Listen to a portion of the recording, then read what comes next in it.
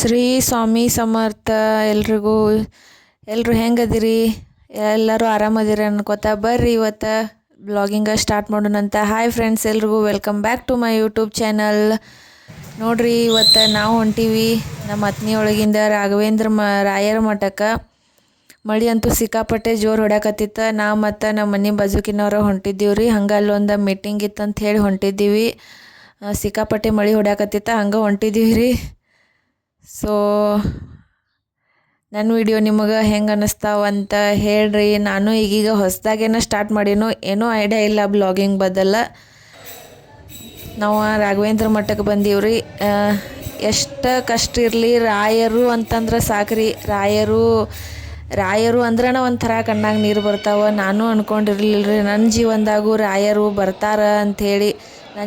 ನಾನು ರಾಯರ ಭಕ್ತ ಆಗ್ತೀನಿ ಅಂಥೇಳಿ ಯಾವತ್ತೂ ಅಂದ್ಕೊಂಡಿರ್ಲಿಲ್ಲ ರೀ. ಆಕಸ್ಮಿಕವಾಗಿ ನನ್ನ ರಾಯರು ಬಂದರು ನನ್ನ ಜೀವನದಾಗ.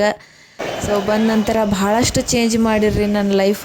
ರಾಯರ ಮತ್ತು ಸ್ವಾಮಿ ಸಮರ್ಥ ಮಹಾರಾಜರ ಅವ್ರು ಬಂದ ನಂತರ ನನ್ನ ಲೈಫ್ ಒಂದು ದಿಕ್ಕ ಬದಲಾಗಿ ಹೋತ. ಸೊ ನಾವು ದೇವ್ರಿಗೆ ಎಷ್ಟು ಸೇವೆ ಮಾಡ್ತೀವಲ್ರಿ, ಅಷ್ಟು ದೇವ್ರು ನಮಗೆ ಚಲೋ ಮಾಡ್ತಾರೆ. ಹಂಗೆ ನಾವು ಫಂಕ್ಷನ್ಗೆ ಬಂದೀವ್ರಿ. ನೋಡ್ರಿ ಫಂಕ್ಷನ್ ಎಷ್ಟು ಚಂದ ಮಾಡತ್ತಾರ ಅಂಥೇಳಿ. ಇದು ಕುಡುಕರ ಶಿಬಿರ ಅಂತ್ರಿ, ನಮ್ಮ ಅತ್ನಿ ಒಳಗೆ ನಡೆದಿತ್ತು. ಹಾಗಾಗಿ ನಮಗೂ ಕರೆದಿರ ನಾವು ಬಂದಿದ್ದೀವ್ರಿ.